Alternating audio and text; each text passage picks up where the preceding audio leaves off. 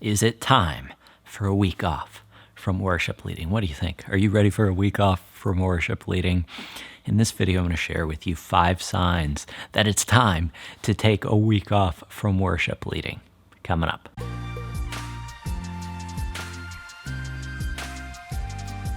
Hey, Spencer here from leadingworshipwell.com. This is the place where we talk about how to lead yourself well, lead your church well, and lead worship well. So if you're interested in that, click subscribe down below and let's get into it, because today we're talking about weeks off from worship leading. And maybe you don't even realize that you need a week off, or maybe you are so aware of the fact that you need a week off that you just want some permission to take a week off from worship leading. Wherever you are on that spectrum, I'm going to give you permission to take a week off. If you're like, yes, that sign's true, that sign's true, that sign's true, that sign's true, and that sign's true. If all 5 signs are true, stop what you're doing immediately and schedule a week off. If like 2 out of 3 are true, stop what you're doing immediately and take a week off of worship leading. If none of the signs are true, stop what you're doing and take a week off of worship leading immediately. As worship leaders, it's hard for us to take a week off from leading. I know how it is. You feel like nobody can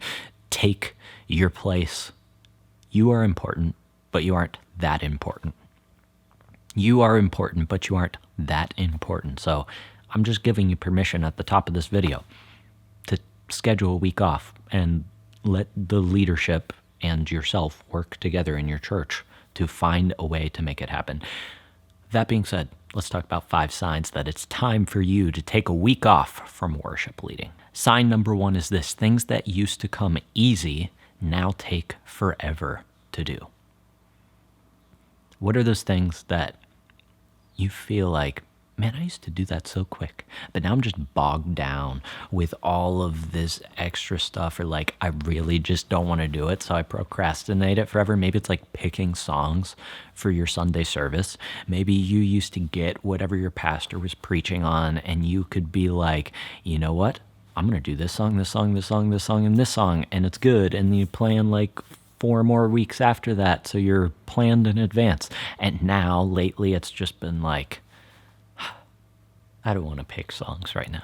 You know those feelings, those things that you used to do that used to come so easily, but now it takes forever. Maybe it's just like interacting with people on your team, and you don't really want to interact with the people on your team because you feel like you've seen them every day for the past 3 years, and you've probably seen them every day for the past 3 years. If that's you, and the things that used to come easy to you now take forever to do, might be a sign that it's time to take a week off from worship leading, just to reset your mind, to be refreshed and rejuvenated so that you can come back and lead like you were whenever you were fully rested. Number 2, you need a week off if you've lost the creativity that you once had. Has worship leading just become a routine where you pick 5 songs every Sunday, you do a fast song to start out, you do a slow song leading into the message, and then you do a response song at the end of the message, and there's no creativity? You feel like you've been stuck in a rut. You're doing the same thing over and over and over and over again, and you never have any new ideas. Your creativity is gone. Might be a sign to take a week off. Or maybe you used to write songs all the time, but now you're like, man, I don't even want to think about a worship song right now. I just feel like I've been doing it for a really long time. And when I have my free time, I don't want to focus on that. If that's you, I don't blame you. We've been there. We've all been there before. And it's just a sign that you're tired and you need some time for your mind to just not think about worship leading for like a whole week. It's not just, I'm not going to spend tonight not thinking about worship leading. You need like a whole week for your mind to just be at ease. Maybe you've been walking around. I just thought about this. Maybe you've been walking around and you haven't even noticed, but your shoulders have been up like this because you're so tense, just thinking about all the worship leading responsibility that you had. And you just need a week to, wouldn't that feel good? That would feel so good if you could just relax your shoulders and then come back to church fully refreshed with a bunch of creative energy to write new songs, to plan amazing elements in your service, to see things in a fresh new way. If you have lost your creativity, it might be time to take a week off from leading worship. Number 3 is this, and I got this from Carrie Newhoff, but it's so true. Small things annoy you disproportionately. Those small things that happen every week in your worship ministry, are they making you snap? Are you like, oh, I can't believe he hit the wrong chord again? Or, oh, that sound guy didn't unmute my microphone whenever I went to talk. And you just like find yourself so frustrated at things that, yes, they might be annoying, but ultimately they don't really matter that much. It's not like your team's falling apart. It's just like somebody didn't do a really small thing that they should have done. And that's frustrating for your team. And it's not fair for your team. And the only way you're going to solve it is if you take a week off from worship leading. So if this is true of you, plan a week off from worship leading. Just check yourself. Just check yourself and say, man, you know what? These small things have really been getting on my nerves. And I know that they shouldn't be. It might not, ultimately it's our fault because we choose how we respond, but it might not, maybe you just need a week off from worship leading. On to number 4. Number 4 is this: you complain more than you compliment. You might need a week off if you have started complaining more than you've started complimenting. When's the last time you told someone on your team, man, you sounded really good today, good job? When's the last time you told someone on your team, I can't believe you did that. Why are you never prepared for worship rehearsal? Why do you show up late? Why are you this? Do you complain more than you compliment? Do you complain more than you compliment? I'm preaching to myself here.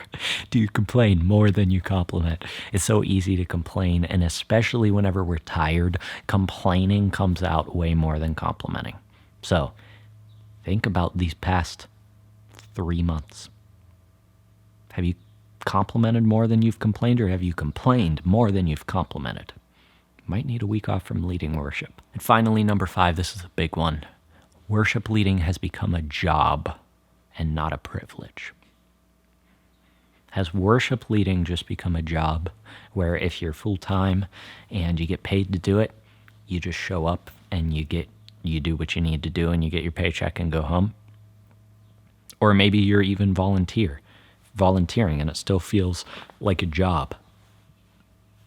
And you show up and you just check the boxes off the list and you say, I did what I needed to do.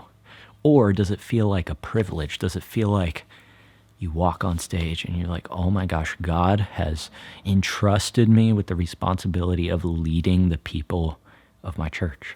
This is amazing. Like, I don't deserve this. I couldn't earn it.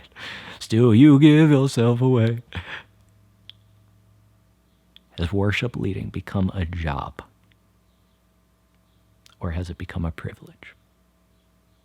If it's become a job and it's no longer a privilege, it might be time to take a week off. So I want to know, which of those 5 things have you been struggling with the most recently? If you're watching this video, you're probably like, you know what, I'm kind of looking for permission to take a week off. Maybe it's all of these things. Number 1, things that used to come easily don't come easily anymore and they take forever. Number 2, you've lost your creativity. You no longer come up with new and fresh ideas. Number 3, small things annoy you disproportionately. Somebody does something small and you just flip out. Number 4, you complain more than you compliment people. Have you found yourself complaining more than complimenting people? Or number 5, worship leading has become a job and is no longer a privilege. Be vulnerable. Let us know. Maybe all 5 of those things are true. Let us know in the comments below. And then please, for the love of God, take a week off from worship leading. When this video comes out, it's like almost the end of summer. Now is the perfect time. Your church is not going to fall apart if you step away for one Sunday. Take a deep breath. Open up your calendar. Find a week. Right. I'm not leading worship this week because it's my week off. And then work with the leadership in your church to find a solution to cover for you that Sunday and throughout the week. And then take your week off and breathe and relax and be rejuvenated. You can do this. Hey, if you want to improve your worship leading, you can take a week off. You can also check out the free audio training that I put together called 5 Tips to Instantly Improve Your Worship Leading. There's a link to it down in the description below. Other than that, thanks so much for joining me today. Until I see you in the next video, stop leading worship well and take a week off.